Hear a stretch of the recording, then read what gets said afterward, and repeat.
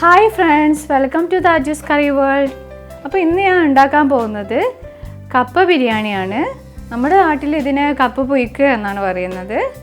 അപ്പോൾ അതൊരു തട്ടുകട സ്റ്റൈലാണ്. അപ്പോൾ എല്ലാവർക്കും അറിയായിരിക്കും തട്ടുകട സ്റ്റൈലിൽ കപ്പ പൊയ്ക്കുക ഒരു ഫേമസ് ആണല്ലോ. അപ്പോൾ അത് അടിപൊളി ടേസ്റ്റാണ്. അപ്പോൾ അതെങ്ങനെയാണ് ഉണ്ടാക്കുന്നത് നോക്കാം. നിങ്ങൾ ആദ്യമായിട്ടാണ് എൻ്റെ യൂട്യൂബ് ചാനലിൽ നിന്നും വീഡിയോ കാണുന്നതെങ്കിൽ താഴെ കാണുന്ന ആ റെഡ് സബ്സ്ക്രൈബ് ബട്ടൺ ഒന്ന് പ്രസ് ചെയ്യുക, സബ്സ്ക്രൈബ് ചെയ്യുക.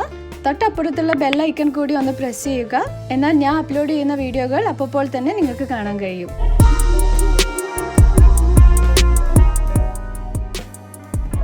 ഇതിനു വേണ്ടിയിട്ട് ഞാൻ ഇവിടെ ഫ്രോസൺ കപ്പയാണ് ഉപയോഗിച്ചിരിക്കുന്നത്. അപ്പോൾ 1 കിലോ ഫ്രോസൺ കപ്പ എടുത്തിട്ടുണ്ട്. പിന്നെ ഇതിന് വേണ്ടിയിട്ട് ഞാൻ ഇവിടെ എടുത്തിരിക്കുന്നത് മട്ടനാണ്. 1/2 കിലോ മട്ടൻ എടുത്തിട്ടുണ്ട്. അപ്പോൾ നാട്ടിലൊക്കെ എല്ലാവരും ചെയ്യുന്നത് നോർമലി ഇതുണ്ടാക്കുന്നത് ബീഫ് ഇട്ടിട്ടാണ്. പക്ഷേ ഒരു ടൈമിൽ ഞാനിവിടെ പെട്ടെന്നൊരു ഗസ്റ്റ് വന്നപ്പോൾ എൻ്റെ അടുത്ത് ബീഫ് ഇല്ലാത്തതുകൊണ്ട് ഞാൻ മട്ടൻ ഇട്ടുണ്ടാക്കിയപ്പോൾ അതൊരു അടിപൊളി ടേസ്റ്റ് ആയിരുന്നു. അതുകൊണ്ടാണ് ഞാൻ പിന്നെ അതുപോലെ തന്നെയാണ് ഞാൻ എപ്പോഴും ഉണ്ടാക്കുന്നത്. അപ്പോൾ നല്ലൊരു ടേസ്റ്റാണ്. പിന്നെ ഇതിലേക്ക് ഞാനൊരു 4 മീഡിയം സൈസ് സവാള എടുത്തിട്ടുണ്ട്. പിന്നെ ഒരു ഫുള്ള് ഒരുള്ള ഉള്ളി, അതേപോലെ തന്നെ വലിയൊരു കഷ്ണം ഇഞ്ചി. അപ്പോൾ ഞാൻ ഇവിടെ 5 കൈ പച്ചമുളക് എടുത്തിട്ടുണ്ട്.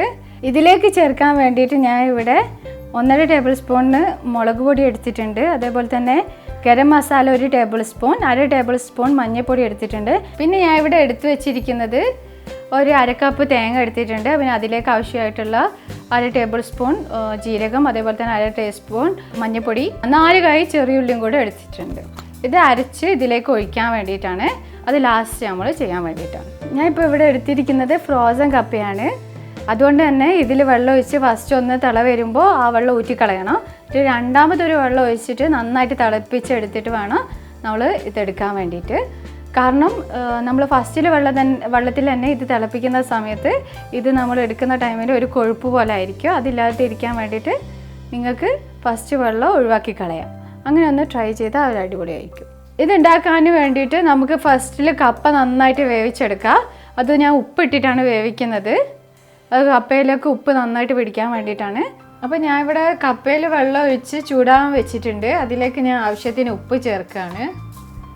അപ്പോൾ ഇതാ കപ്പയിലേക്ക് ഞാൻ വെള്ളം ഒഴിച്ചിട്ട് തിളക്കാൻ വേണ്ടി വെച്ചിട്ടുണ്ട്. ഇപ്പോൾ ഇതിന് വേണ്ടിയിട്ട് ഞാൻ കപ്പ ഫസ്റ്റിൽ വേവിച്ചെടുക്കുകയാണ്. അതിന് വേണ്ടിയിട്ട് വെള്ളം ഒഴിച്ച് ഞാൻ ഇവിടെ വേവാൻ വേണ്ടി വെച്ചിട്ടുണ്ട്. അപ്പോൾ ഇത് കപ്പ നന്നായിട്ട് തിളച്ച് വന്നിട്ടുണ്ട്. അപ്പോൾ ഈ വെള്ളം നമ്മൾ ഒഴിവാക്കി കളയാണ്. പക്ഷേ നിങ്ങൾ നാട്ടിലെ കപ്പ എടുക്കുകയാണെങ്കിൽ അത് കുഴപ്പമില്ല. ആ വെള്ളത്തിൽ തന്നെ സാധാ കപ്പ വേവിച്ചെടുക്കുന്ന പോലെ തന്നെ വേവിച്ചെടുത്താൽ മതി. ഇത് ഞാൻ ഫ്രോസൺ കപ്പ ആയതുകൊണ്ടാണ് ഇങ്ങനെ ചെയ്യുന്നത്. അപ്പം ഞാൻ ഇതാ കപ്പയിലേക്ക് ചൂടുവെള്ളം ഒഴിച്ചു കൊടുക്കുകയാണ്. വേറെ ഒന്നും കൊണ്ടല്ല, പെട്ടെന്നാവാൻ വേണ്ടിയിട്ടാണ് ചൂടുവെള്ളം ഒഴിച്ചു കൊടുക്കുന്നത്. കപ്പ വേവുന്ന ആ ഒരു ടൈം കൊണ്ട് നമുക്ക് മട്ടൻ ഒന്ന് വേവിച്ചെടുക്കാം. അതിന് വേണ്ടിയിട്ട് ഞാൻ ഇവിടെ മട്ടൻ ഇട്ട് കൊടുക്കുകയാണ്. ഞാൻ മട്ടനിലേക്ക് ഇതാ സവാള ഇട്ട് കൊടുത്തിട്ടുണ്ട്. ഇനി പൊടികൾ ഓരോന്നായിട്ട് ആഡ് ചെയ്ത് കൊടുക്കാം.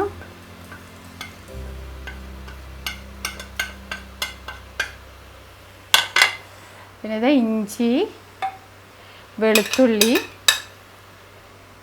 പച്ചമുളക്, 3 കപ്പ് വെള്ളം ഒഴിച്ച് ഇത് നന്നായിട്ട് വേവിച്ചെടുക്കാം. അപ്പോൾ നിങ്ങൾ വിചാരിക്കും 3 കപ്പ് വെള്ളം കുറച്ച് കൂടുതലല്ലേ എന്ന്. കുറച്ചധികം തന്നെ വെള്ളം എടുക്കണം. കാരണം നമ്മൾ ഈ ഒരു ഗ്രേവിയിലേക്കാണ് ഈ കപ്പ വേവിച്ചിട്ട് ഇടാൻ പോകുന്നത്. അതുകൊണ്ട് കുറച്ചധികം തന്നെ വെള്ളം വേണം. ഇതിലേക്ക് ആവശ്യത്തിന് ഉപ്പും ചേർത്ത് നമുക്കിത് അടച്ചു വെച്ച് വേവിക്കാം. അപ്പോൾ ഇത് നമ്മുടെ മസാലയൊക്കെ നന്നായിട്ട് ഇതിലിട്ട് ഇളക്കി ഞാൻ കുക്കർ അടച്ചു വെച്ച് ഇതൊരു 5-6 വിസിലിന് വേവിച്ചെടുക്കാം. അപ്പോൾ ഇത് 6 വിസിലായിട്ടുണ്ട്. ആ ഒരു ടൈമിന് നമുക്കിത് ഓഫ് ചെയ്യാം. ഇനി കുക്കർ ഒന്ന് ഓപ്പൺ ചെയ്ത് നോക്കാം. അപ്പോൾ ഇതാ നമ്മളെ മട്ടൻ നന്നായിട്ട് വെന്തിട്ടുണ്ട്. ആവശ്യത്തിനുള്ള വെള്ളമുണ്ട്. അപ്പോൾ ഇനി ഇതിലേക്ക് വേവിച്ച് വെച്ചിട്ടുള്ള കപ്പ ചേർത്ത് കൊടുക്കാം. അപ്പോൾ ഇതാ കപ്പ ഈ ഒരു രൂപത്തിലാണ് നമുക്ക് വെന്ത് കിട്ടേണ്ടത്. ഇതിങ്ങനെ നമ്മൾ സ്പൂൺ വെച്ച് ഇങ്ങനെ ആക്കുമ്പോൾ ഇതാ ഉള്ളിലേക്ക് കയറി പോകുന്നുണ്ട്. ഈ ഒരു രൂപത്തിലാണ് നമുക്ക് കപ്പ വെന്ത് കിട്ടേണ്ടത്. കപ്പ ഇതിലോട്ടിട്ട് ഇതേപോലെ ഒന്ന് ഇളക്കി കൊടുക്കുക. ഈ ഇറച്ചിയും കപ്പയും ഒക്കെ കൂടെ ഒന്ന് മിക്സ് ആവാൻ വേണ്ടിയിട്ട് ഇനി ഇത് വേവിച്ചെടുക്കാം. ഇപ്പോൾ ഒരു മീഡിയം ഫ്ലെയിമിൽ വെച്ചിട്ടാണ് വേവിച്ചെടുക്കുന്നത്. കുക്കർ ഒന്ന് വിസിലാവുന്ന ആ ഒരു ടൈം കൊണ്ട് നമുക്ക് തേങ്ങ അരച്ചെടുക്കാം. അതിന് വേണ്ടിയിട്ട് ഞാൻ ഇപ്പോൾ തേങ്ങയും ജീരകവും പിന്നെ അതേപോലെ തന്നെ 4 ചെറിയ ഉള്ളിയും മഞ്ഞൾപ്പൊടിയും ആവശ്യത്തിന് ഒരു കളർ കിട്ടാൻ വേണ്ടിയിട്ട് മഞ്ഞൾപ്പൊടി ഇട്ട് നന്നായിട്ട് അരച്ചെടുക്കാം.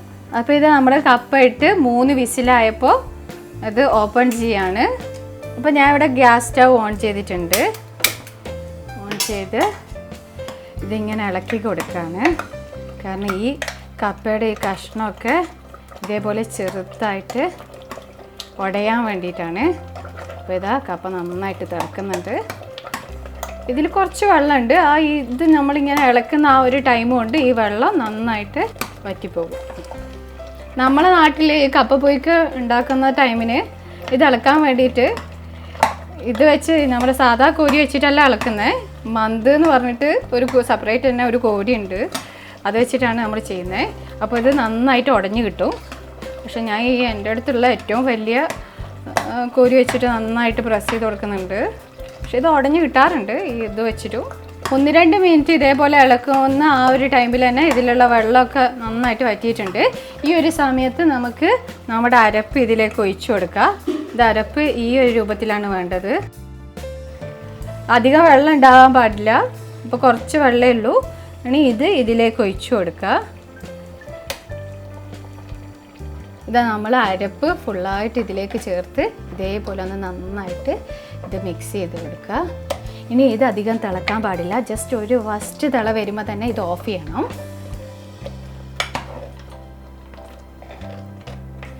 ഇതാ ഇത് റെഡി ആയിട്ടുണ്ട്.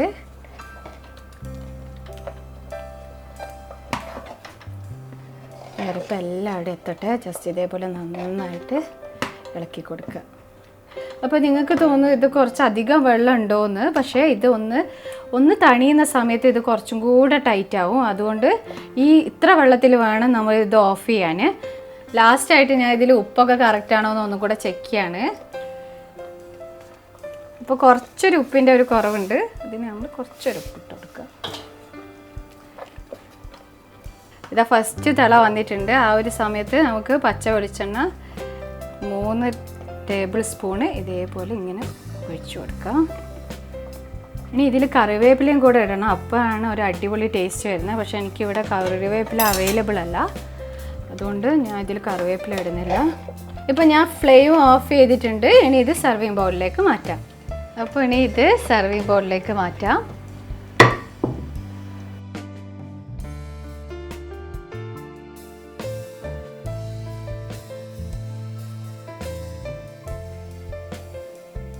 ഇത് സെർവ് ചെയ്യുന്ന സമയത്ത് ഇതേപോലെ ഇതിൻ്റെ മുകളിലോട്ട് കൊത്തി അരിഞ്ഞ സവാള ഇട്ട് കൊടുക്കണം. അതാണ് ഇതിൻ്റെ ഒരു ഭയങ്കര ഒരു ടേസ്റ്റ് എന്ന് പറയുന്നത്.